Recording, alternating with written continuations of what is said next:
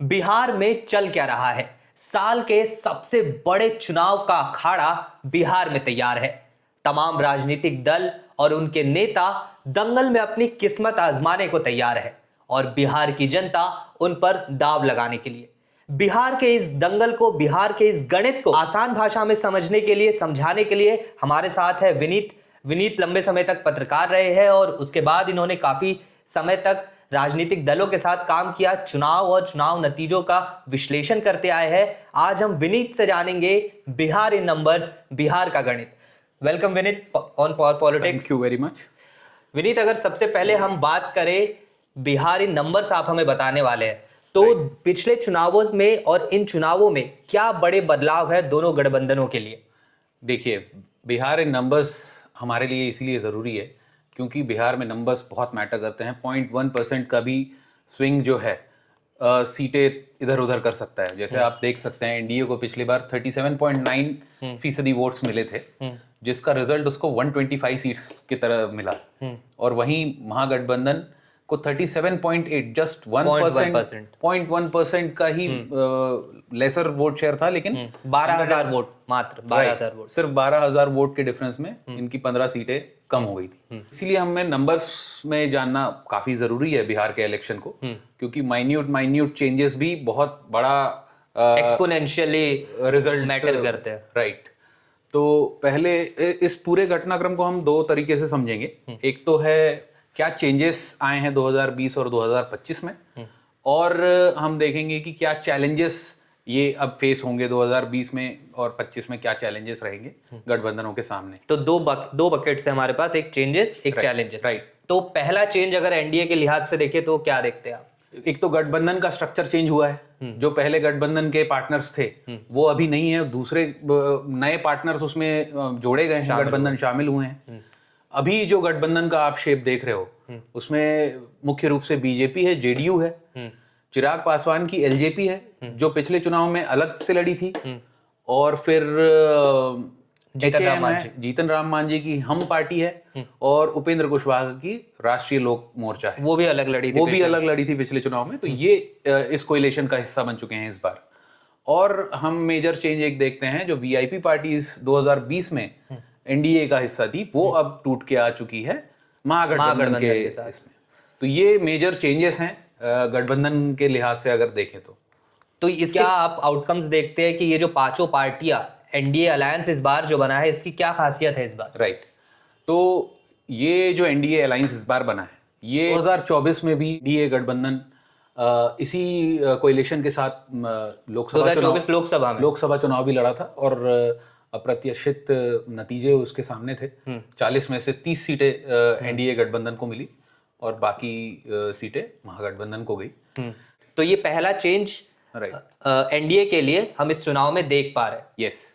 अब इसके cast dynamics की बात करें, ये तो ऑन पेपर हो गया, ये सारी पार्टियां साथ आ गई, लेकिन ये कैसे नीचे ट्रिकल डाउन हो रहा है? देखिए, अभी जैसे बीजेपी है, बीजेपी सभी जानते हैं जनरल वर्ग को काफ़ी कंसोलिडेशन जनरल वर्ग का होता है बीजेपी की तरफ। तो यहाँ पे भी स्टेट में भी लगभग 15% की जनरल पॉपुलेशन है जिसको बीजेपी टारगेट कर रही है। आप उसको उसके सीट डिस्ट्रीब्यूशन में भी देख पाएंगे। 101 में से करीब 48 सीटें भाजपा ने सिर्फ जनरल्स को दी है, जनरल उम्मीदवारों को। यस, राजपूत, भूमिहार और ब्राह्मण, इन जातियों को करीब 48 सीटें दी हैं। तो आप रिप्रेजेंटेशन से ही समझ जाएंगे कि भैया हाँ, बीजेपी अपने जनरल वोटर्स को ज्यादा बेटर कंसोलिडेट करना चाहती है। आई थिंक किसी भी पार्टी ने इतने ज्यादा जनरल उम्मीदवार नहीं उतारे, इतने जनरल उम्मीदवार बाकी किसी पार्टी से नहीं है। पिछली बार कांग्रेस ने दिया था ज्यादा, लेकिन इस बार उन्होंने भी कट साइज करके अलग फॉर्मूला बनाया है। और आप फिर बीजेपी एक और तरीके से भी एक इकोनॉमिकल वीकर सेक्शन को टारगेट कर रही है अपनी बेनिफिशियरी स्कीम्स के दौरान। तो उसके थ्रू काफी बेनिफिशियरी जो लाभार्थी वोट बैंक है उनको भी टारगेट कर रही है। फिर आप जेडीयू पे आ जाते हैं तो ये नॉन यादव ओबीसीज को और ईबीसीज को टारगेट करती है, जो कि लगभग 35% जनसंख्या है। ईबीसीज 35% है। यस। और फिर आप एलजेपी पे आ जाएंगे तो पासवान और एससी समुदाय जितने हैं लगभग 20% के करीब हैं एससी पॉपुलेशन, अगर पासवानों को भी उसमें जोड़ ले तो तो उस 20% को एलजेपी टारगेट कर रही है। एलजेपी और हम ये दोनों है, जीतन राम मांझी की पार्टी भी प्राइमरली एससी फोकस्ड ही है। तो ये दोनों एससी और एससीज को टारगेट कर रहे हैं, और आरएलएम जो है उपेंद्र कुशवाहा की पार्टी ओबीसीज को ईबीसीज को ओबीसीज को नॉन यादव ओबीसीज को टारगेट कर रही है। तो इस तरीके से देखें तो पूरे पांचों जो पार्टीज हैं वो अलग अलग सेक्शंस को टारगेट करते हुए अपना चुनाव इस बार लड़ेंगी। तो एक तरीके की सोशल इंजीनियरिंग यहाँ पर काम कर रही है, एक सोशल इंजीनियरिंग तैयार की है एनडीए अलायंस ने। और उसे एक बार वो टेस्ट भी कर चुके हैं पहले, और इस बार भी हमने देखा कि उनका टिकट डिस्ट्रीब्यूशन जो है वो पहले सेट हो गया, टिकटें बराबर सबकी बढ़ गई, और उसके बाद फिर कैंडिडेट्स भी उन्होंने डिक्लेयर किए। ये तो हुआ पहला चेंज। दूसरा चेंज एनडीए के लिहाज से विनीत हम क्या देख रहे हैं इस चुनाव में? देखिए, दूसरा चेंज ये है कि इस बार एनडीए काफ़ी बेनिफिशियरीज को टारगेट कर रही है, और उसी श्रृंखला में अभी एक लिस्ट ऑफ स्कीम्स उन्होंने जारी की हैं। मोर देन 1 करोड़ जीविका दीदियों को डायरेक्ट बेनिफिट ट्रांसफर करना, फिर वृद्धावस्था पेंशन को 400 से लेके 1100 तक बढ़ाना। तो ये सारी एक चेंजेस है जो कि 2020 में हमें देखने के लिए नहीं मिली थी, क्योंकि डिस्ट्रेस सिचुएशन थी कोविड का टाइम था, स्टेट में भी, इन एंटायर वर्ल्ड कोविड का टाइम था। तो वैसा आपको कुछ देखने को नहीं मिला था जो इस बार चुनाव में आपको देखने को मिलेगा। ये चीज हमने पूरे all India pan India level पे हम देखते हैं, जहां पर भी विधानसभा के चुनाव हो रहे हैं वहां पे महिलाओं को आउटरीच करने के लिए स्पेशल स्कीम्स लॉन्च की जा रही है। राइट। और बिहार में महिला वोटर इसीलिए भी इंपॉर्टेंट हो जाती हैं कि महिला वोटर का टर्नआउट जो है पुरुष मतदाताओं से बहुत ज्यादा है, और इसका एक कारण ये है कि पलायन। भाई मोस्टली जो रूरल एरियाज के वोटर हैं, मेल मेंबर हैं, फैमिली मेंबर, वो दूसरे शहरों में अपनी जीविका ढूंढने के लिए अपने स्टेट के बाहर रहते हैं, और महिलाएं ही रहती हैं घर में, तो ज़्यादातर महिलाएं का ही टर्नआउट होता है। तो महिला वोटर इसीलिए काफ़ी इंपॉर्टेंट फैक्टर है, और इन स्कीम्स के द्वारा प्राइमरीली महिला नीतीश कुमार ने महिलाओं को ही टारगेट किया है। इस तरीके से दो बदलाव यहाँ पर एनडीए गठबंधन के हमने यहाँ पे जाने। अगर चैलेंजेस की बात करें, दूसरे बकेट में अगर चैलेंजेस की बात करें, तो सबसे पहला चैलेंज जो इस चुनावों में एनडीए फेस कर रहा है वो क्या है? देखिए, सबसे बड़ा चैलेंज तो उसका खुद की सरकार है। 20 साल से जो बनी हुई सरकार है वो अभी एंटी इनकम्बेंसी फेस कर रही है। काफ़ी करप्शन के चार्जेस भी लगे हैं उसके ऊपर। तो एक एंटी इनकम्बेंसी फटीग फैक्टर जो नीतीश के साथ अटैच्ड है वो एनडीए को झेलना पड़ेगा। वो एक बहुत बड़ा चैलेंज है एनडीए के सामने। लेकिन उसको मिटिगेट करने के लिए, जैसे कि मैंने अभी बताया आपको, कि काफ़ी स्कीम्स के द्वारा उसी फैक्टर को, फटीग फैक्टर को, और इसी चैलेंज को मिटिगेट करने के लिए ये सारी योजनाएं लागू हुई। अब ये कैसे लाभ पहुंचाती हैं पार्टी को वोटों में, तो ये तो देखने की बात रही। 20 साल में एक जो सैचुरेशन लेवल पा गया है एनडीए अलायंस, एनडीए गवर्नमेंट, तो उससे कहीं ना कहीं पार पाने के लिए आपका ये कहना है कि वो सबसे बड़ा चैलेंज है, जो एक फटीग फैक्टर है या जो एंटी इनकम्बेंसी है एनडीए गवर्नमेंट के अगेंस्ट में, और फटीग फैक्टर नीतीश के लिए। तो उसे दूर करने के लिए बीजेपी ने सारे अपने सरकारी खजाने एनडीए गवर्नमेंट ने खोल दिए हैं और उसे मिटिगेट करना चाहती है। दूसरा बड़ा अगर चैलेंज हम बात करें तो वो क्या है इस चुनाव में एनडीए? दूसरा चैलेंज है रेबल प्रॉब्लम, जो कि बहुत महत्वपूर्ण है बिहार के कंटेक्स्ट में अगर देखेंगे तो। क्योंकि पिछले चुनाव में हमने देखा कि भाई करीब 27 सीटें ऐसी थी जिसमें जीत का मार्जिन नोटा से भी कम था। राइट। तो आप जब ऐसी सिचुएशंस में चुनाव लड़ रहे हैं और फ्रेंडली फाइट्स हो रही हैं, या फिर रेबल्स आपके पार्टी का प्रोस्पेक्ट्स बिगाड़ सकते हैं, तो ये काफ़ी डैमेजिंग हो सकता है। और 30-40 सीटों पे ऐसा होना ये काफ़ी बड़ी बात है। आपको 30 सीटें तो पहले ही फेज में मिल जाएंगी जहां पे एनडीए के रेबल लोग कंटेस्ट कर रहे हैं खुद की पार्टी के। तो फेज 1 में आप कह रहे हैं कि ऐसी 30 सीटें हैं जहां पर एनडीए के अंदर ही रिबेल उम्मीदवार, बागी उम्मीदवार खड़े हो गए। और पिछले चुनाव में हमने देखा था कि 27 कुछ ऐसी सीटें थी जहां पर नोटा से कम वोटों से हार जीत तय हुई थी। बिल्कुल बिल्कुल। और अगर 5-10 हज़ार के मार्जिन आप देखते हैं तो वहां तो आप 60-70 सीटें ऐसी पकड़ लो जहां पे 5-6 हज़ार के मार्जिन में जीत हार हुई थी। ये दो बड़े चैलेंजेस है, एक जो एंटी इनकम्बेंसी और फटीग फैक्टर, और दूसरा रेबल प्रॉब्लम। अब बात करते हैं एमजीबी यानी महागठबंधन की। महागठबंधन भी इस बार एक रिन्यूड फोर्स की तरह सामने आई है। हम देख रहे हैं काफी सारे नए नए ऐलान कर रहे हैं, काफी सारे प्रोमिसेस हो रहे हैं। पहला चेंज आप क्या देखते हैं महागठबंधन इस चुनाव में, पहला चेंज उनके लिए क्या है? देखिए, फिर हम अलायंस की ही बात करते हैं। महागठबंधन में कौन कौन एलाई पार्टनर्स हैं? पहले तो आरजेडी और आईएनसी मुख्य पार्टनर हैं इसके, और इसमें नया एंट्रेंट, जैसे मैंने कहा, एनडीए से निकल के वीआईपी यहाँ पे जुड़ गया है, मुकेश साहनी की पार्टी। मुकेश साहनी जी को अभी डिप्टी सीएम का भी चेहरा बना दिया गया है, तो एक अच्छा मूव है वो। और बाकी तो सीपीआई और लेफ्ट पार्टीज जो पहले भी थी गठबंधन का हिस्सा, वही हैं। तो ज़्यादा इसमें स्ट्रक्चरल बदलाव ज़्यादा नहीं दिख रहे हैं, लेकिन पार्टी जो 2020 में जिस तरह से चुनाव लड़ रही थी, इधर आरजेडी या फिर कांग्रेस, इस बार ज़्यादा बेहतर रूप से मैदान में है। बेहतर तैयारी से ज़्यादा हैं, आप कह सकते हैं। बेहतर तैयारी से मैदान में है, तो आरजेडी और कांग्रेस या बाकी जो तमाम दल है, वीआईपी भी अब शामिल हो गई है। तो आपका ये कहना है कि एक जो बड़ा बदलाव दिख रहा है पिछले चुनावों से, ये है कि इनके बीच में एक नई एनर्जी के साथ ये लोग इन चुनावों में उतरे हैं। दूसरा बड़ा चेंज विनीत, अगर हम महागठबंधन के नजरिए से देखें तो वो क्या है? देखिए, दूसरा बदलाव है कांग्रेस खुद। कांग्रेस पिछले चुनाव में 70 सीटें लड़ी थी, सिर्फ 27% स्ट्राइक रेट से 19 सीटें वहां पे पाई थी। और इस बार क्योंकि गठबंधन की कुछ नियम हैं, शर्तें हैं, तो उनको सीटें भी कम मिली। लेकिन इस बार कांग्रेस ज़्यादा बेटर पोजीशन्ड है। आई थिंक आप देखें तो इस साल के शुरुआत से ही कांग्रेस ने अपना एक प्रचार चालू कर दिया था। वहाँ पे राहुल गांधी की वोटर अधिकार यात्रा हुई, राहुल गांधी और तेजस्वी साथ में मिलके काफी प्रचार प्रसार किया उन्होंने, मैसेज देने की कोशिश थी कि आप अगर इसी को 2020 के इलेक्शन में देखेंगे तो you will see Congress nowhere. But इस बार आप कांग्रेस को देख रहे हैं, ग्राउंड पे सक्रिय है। ग्राउंड पे सक्रिय, राइट। 2019 लोकसभा के बाद जो जैसी हार हुई थी कांग्रेस की लोकसभा में, उसके बाद से उससे उभर ही नहीं पाई थी, लग रहा था कांग्रेस जी। लेकिन इस बार जो है 2024 में, जैसा आपने बताया कि इस साल की शुरुआत से ही कांग्रेस नए इंचार्ज कृष्णा अलवरू के रूप में भेजा। कृष्णा अलवरू भी कल बता रहे थे किसी इंटरव्यू में, 40 साल से हम लोग एक मतलब सेकेंडरी पार्टी ही रह गए हैं इन द स्टेट। किसी ना किसी मेजर पार्टी के साथ एलाई बन के ही हम लोग रहे हैं। तो इस बार वो खुद से भी उभरने की कोशिश कर रहे हैं, उस शैकल को तोड़ना चाहते हैं और खुद भी पार्टी को एक नई ऊर्जा देना चाहते हैं। विनीत, यहाँ पे ये सवाल तो बनता ही है, तो ये सब चेंजेस जो हो रहे हैं कांग्रेस में, क्या इसका कुछ इलेक्टोरल रिजल्ट में कुछ परिणाम दिखेगा कि it's just an organisational flex? देखिए, ऑर्गेनाइजेशन के लेवल पे चेंजेस तो ये दिखाई दे रहे हैं।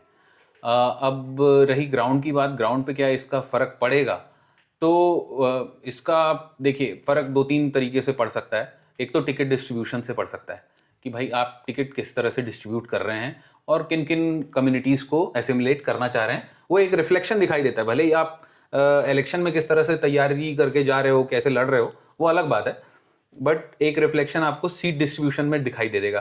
करेक्ट। पिछली कांग्रेस जो 70 सीटों पे लड़ी थी, उसमें से लगभग 50% सीट जनरल कैटेगरीज को दी थी, और इस बार जब कांग्रेस लड़ रही है 61 सीट्स पे, तो सिर्फ 33% जनरल कैटेगरी को ही दी है, और फिर बाकी 25% आपको ओबीसीज मिल जाएंगे उसमें, और 20% करीब आपको एससीज मिल जाएंगे। तो ये सारा रिप्रेजेंटेशन, मुस्लिम्स भी है, तो ये सारे कम्युनिटीज को एक रिप्रेजेंटेशन देते हुए कांग्रेस ने इस बार सीट डिस्ट्रीब्यूशन थोड़ी रिन्यूड कांग्रेस दिख रही है। यस, फॉर अ चेंज वो हमें मेंशन करना तो बनता ही है। राइट। चैलेंजेस की अगर हम बात करें विनीत, तो महागठबंधन के लिए चैलेंज नंबर 1 क्या है? देखिए, महागठबंधन का चैलेंज नंबर 1 तो यही होगा कि मुस्लिम और यादव के अलावा जो बाकी कम्युनिटीज़ हैं, इनको वो जोड़े, क्योंकि मुस्लिम यादव मिला के करीब 32% होते हैं स्टेट में, तो वो वोट तो मानते हैं कि इंटैक्ट है महागठबंधन के पास, लेकिन सीट जीतने के लिए उसको और 8 से 10% का थ्रेशोल्ड पाना होगा। तो इसके लिए देखिए, आरजेडी ने भी अपना टिकट डिस्ट्रीब्यूशन काफ़ी बेहतर किया है इस बार। यादव कैंडिडेट्स का नंबर कम हुआ है इस बार, बाकी कम्युनिटीज को ज़्यादा रिप्रेजेंटेशन दिया है, कुशवाहा को बहुत ज़्यादा रिप्रेजेंटेशन दिया गया है, और जनरल्स को भी आप देखेंगे कि रिप्रेजेंटेशन दिया गया है, जो कि मतलब बीजेपी का वोट वो कहीं ना कहीं डेंट करना चाहती है।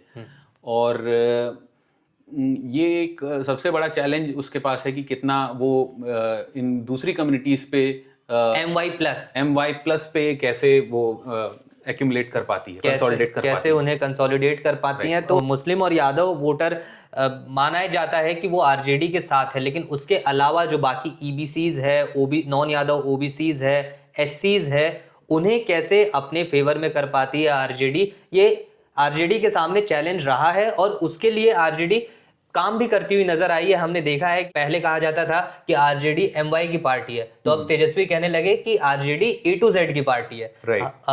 हम माई बाप सबकी पार्टी है, हम केवल एमवाई की पार्टी नहीं है। तो वो टैग हटाने के लिए भी आरजेडी कोशिश कर रही है, मशक्कत कर रही है उसमें। मशक्कत कर रही है जी। अगर दूसरे चैलेंज नंबर 2 की बात करें महागठबंधन के लिए, तो वो आपको क्या लगता है? दूसरा चैलेंज कांग्रेस खुद है। कांग्रेस यहाँ पे एक सेकेंडरी पार्टी की तरह देखी जाती है। तो आप गठबंधन में आप देखेंगे क्लोजली अगर, तो आरजेडी जो है 143 सीटों पे लड़ रही है।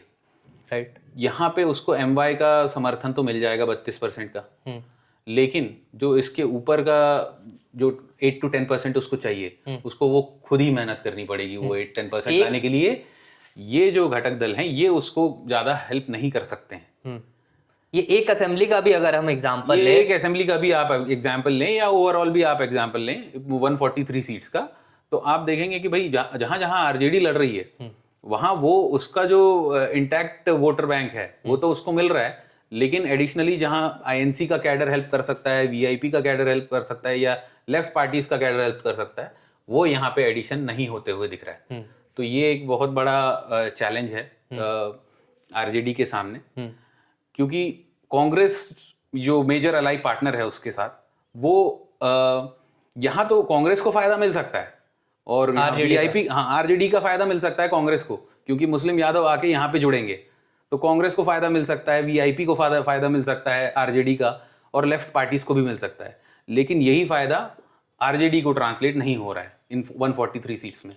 तो ये सिर्फ कांग्रेस ही नहीं, ये पूरी कोएलिशन पार्टनर्स की ही एक मैं मानूंगा कि भाई सेटबैक है, एक सेटबैक है। और आपका ये कहना है कि अगर आरजेडी को अपनी सरकार बनाने के करीब पहुंचना है, अगर वो सरकार बनाने की सोच रही थी तो उनको अपना खुद का स्ट्राइक रेट बेटर करना होगा जी। लास्ट टाइम जैसे वो 144 सीट्स पर लड़ करके 75 सीट्स उन्होंने जीती थी और 50% उनका स्ट्राइक रेट था। बेहतरीन स्ट्राइक रेट इसको मान सकते हैं हम, बेहतरीन स्ट्राइक रेट मान सकते हैं, लेकिन इसको भी अब इंप्रूव करने की जरूरत है। नियर अबाउट इसे 60% तक ले जाने की जरूरत है, तब कहीं जाकर के आरजेडी सरकार बनाने के, आरजेडी को कम से कम 85 का मार्क क्रॉस करना पड़ेगा। 85 का मार्क जी।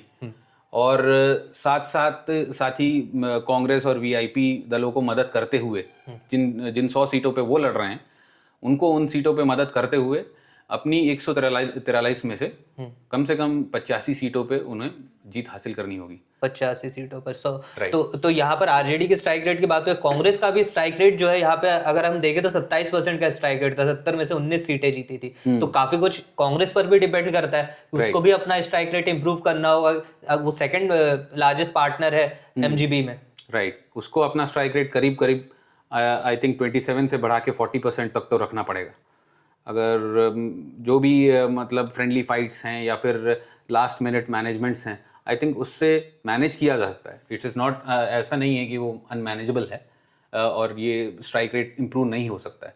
अगर कांग्रेस और महागठबंधन ध्यान से लड़े तो इसको इम्प्रूव किया जा सकता है, को मिटिगेट किया जा सकता है। ये जो 50% का स्ट्राइक रेट है या जो 27% है, इसी को बढ़ाने के लिए अभी हमने देखा कि तेजस्वी यादव को सीएम उम्मीदवार के तौर पर प्रोजेक्ट किया गया। राइट। मुकेश साहनी को डेप्यूटी सीएम के तौर पर प्रोजेक्ट किया गया। जीविका दीदियों को सरकारी नौकरी देने की बात कर रहे थे तेजस्वी, और हर परिवार में एक सरकारी नौकरी देने की बात कर रहे हैं। तो ये सारी चीजें जो है उसी नैरेटिव को या MY प्लस वोटर को कैसे अपने साथ ऐड किया जाए। जो ईबीसीज और नॉन यादव ओबीसीज नीतीश के साथ हैं, या फिर आप मानिए कि जो जनरल के साथ वीकर सेक्शंस हैं, उनको टारगेट करने के लिए ये पूरा कैंपेन बनाया जा रहा है। पूरा चैलेंज सेम है जैसे एनडीए के सामने था। यहाँ पे भी रेबल प्रॉब्लम्स हैं, यहाँ पे भी काफ़ी सीट्स पे फ्रेंडली फाइट्स हो रही हैं। जहाँ पे मार्जिन बिल्कुल 1000-2000 के नीचे हों, वहाँ पे आप फ्रेंडली फाइट्स भी अफोर्ड नहीं कर सकते हो। बट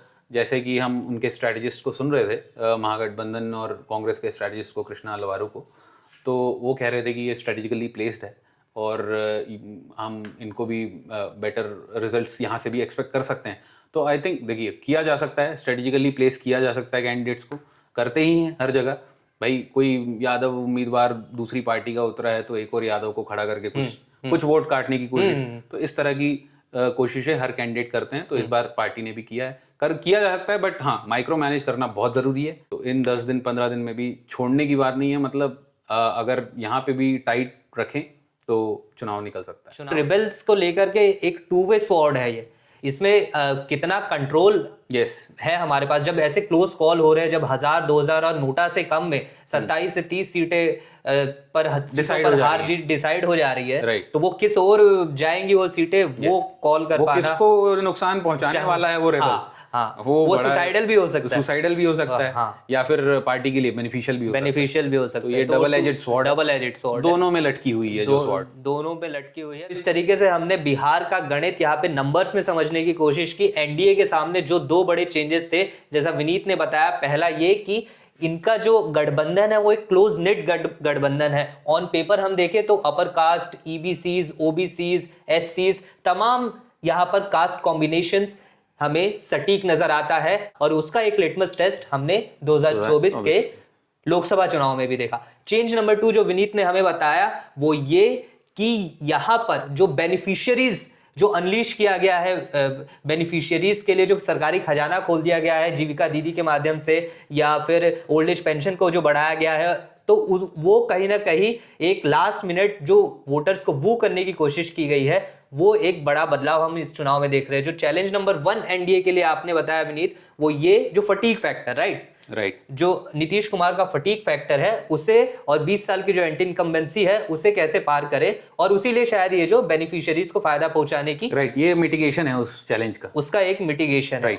और challenge number 2 for NDA is rebel candidates, जो अभी भी हम देख रहे हैं। जैसे आंकड़ा हमें बताया गया है कि फेज 1 में ही जो पहले चरण के मतदान होने, वहां पे 30 ऐसी सीटें हैं जहां पर एनडीए के रिबेल उम्मीदवार चुनावी मैदान में है। महागठबंधन की अगर बात करें तो यहाँ पर सबसे बड़ा चेंज, पहला चेंज जो है वही अलायंस का चेंज आपने बताया विनीत, कि वीआईपी यहाँ पर नई पार्टी यहाँ पे इंक्लूड हुई है, और ये भी जो स्ट्रक्चरल चेंजेस हुए हैं इस अलायंस में, जो स्ट्रेटेजिक चेंजेस हुए हैं, वो टिकट डिस्ट्रीब्यूशन में ज्यादा दिखाई देते हैं। वो टिकट डिस्ट्रीब्यूशन में दिखाई देते हैं। उन्होंने जो पहले ज्यादा यादव्स को दे रहे थे, या जैसे कांग्रेस पहले ज्यादा जनरल कैंडिडेट्स को टिकट्स दे रही थी, उन्होंने वो सब कट शॉर्ट किया है, उसको एनालिसिस करके बाकी जातियों को भी एक्यूमुलेट किया है। वो स्ट्रेटेजी रिफ्लेक्ट हो रही है। ऐसा नहीं कि वो सिर्फ बातों में है, वो रिफ्लेक्ट भी हो रहा है यहाँ के सीट डिस्ट्रीब्यूशन में। दूसरा विनीत आपने जो चेंज बताया महागठबंधन के लिए, वो ये कि कांग्रेस एक रिन्यूड फोर्स की तरह इस बार मैदान में आई है, जो हमने पहले नहीं देखा, पिछले चुनावों में नहीं देखा, और करीब 40 साल से वो सत्ता से बाहर है। लेकिन इस बार जो है नए एक ऑर्गेनाइजेशनल स्ट्रेंथ के साथ और नई स्ट्रेटेजी के साथ ऐसा लग रहा है कि कांग्रेस फाइट कर रही है, दिख रही है। चैलेंज नंबर 1 फॉर एमजीबी आपने सजेस्ट किया विनीत कि आरजेडी को अपना स्ट्राइक रेट बेटर करने की जरूरत है। नॉट जस्ट आरजेडी, सारे ही पार्टनर्स को, लेकिन स्पेशली आरजेडी और कांग्रेस, क्योंकि वो सबसे ज्यादा सीटों पर लड़ रहे हैं, करीबन 200 सीटों पर लड़ रहे हैं। तो आरजेडी का जो स्ट्राइक रेट था 50% का पिछले चुनाव में, उसको बढ़ा करके 60%। और ये तभी बढ़ सकता है जब वो एक दूसरे की सीट्स पे, जहां एक दूसरे की सीट्स पे दूसरे लड़ रहे हैं, वहां वो अपना सपोर्ट पूरी तरह से एक्सटेंड करें। भाई जहां आरजेडी लड़ रही है, कांग्रेस ने सीट आरजेडी को दी हुई है, तो आईएनसी को वहां पे पूरी मेहनत वहां पे भी करनी पड़ेगी जहां पे आरजेडी का उम्मीदवार भी लड़ रहा है। तो ये कोहेशन और ये काम करना, अंडरस्टैंडिंग, ये कोऑपरेशन इलेक्शन में दिखाई देना नीचे वो बहुत जरूरी है। ये चीज अगर हम एक बात बोले तो ये चीज हमें बीजेपी जेडीयू में दिख सकती है, क्योंकि बीजेपी ये चाह रही है कि वो अपनी सीटों के साथ वो जेडीयू के भी उम्मीदवार ज्यादा से ज्यादा जीत करके आए और वो लोग कंफर्टेबल मेजोरिटी पाए। ये चीज हमें यहाँ पर क्लियरली विजिबल हो सकती है। पावर में भी है, लंबे समय से साथ काम कर रहे हैं, लेकिन यहाँ पर कांग्रेस की जो एक स्टैग्नेंट पड़ी हुई जो पार्टी थी, वो पिछले 8 महीने में कितना एक्टिवेट हो पाई है। पिछले कुछ चुनाव में वो परफॉर्म नहीं कर पाई है जिस तरह से एंटिसिपेशन था। तो अब परफॉर्म करेगी तो देन वी विल नो कि भाई हाँ इन्होंने कुछ काम किया, यहाँ पे किस किस तरह से काम किया और वो कैसे रिफ्लेक्ट हुआ। तो वो स्ट्राइक रेट बेटर करना एमजीबी के सामने चैलेंज है। Challenge number 2, so called friendly fights fights तो फ्रेंडली होती नहीं है, लेकिन उसे भी कहीं ना कहीं निगेट करना होगा एमजीबी को यस इलेक्शंस के पहले तक। Yes. तो अभी भी इलेक्शंस में थोड़ा समय बाकी है। इसमें ये एक मोटे तौर पर आसान भाषा में हमने आपको बिहार का गणित समझाने की कोशिश की है। अभी इलेक्शन में थोड़ा समय है, ऐसी लगातार हम बिहार के गणित को समझने की सीरीज और वीडियोस आप तक ले आएंगे। तब तक के लिए बने रहिए पावर पॉलिटिक्स के साथ। Thank you.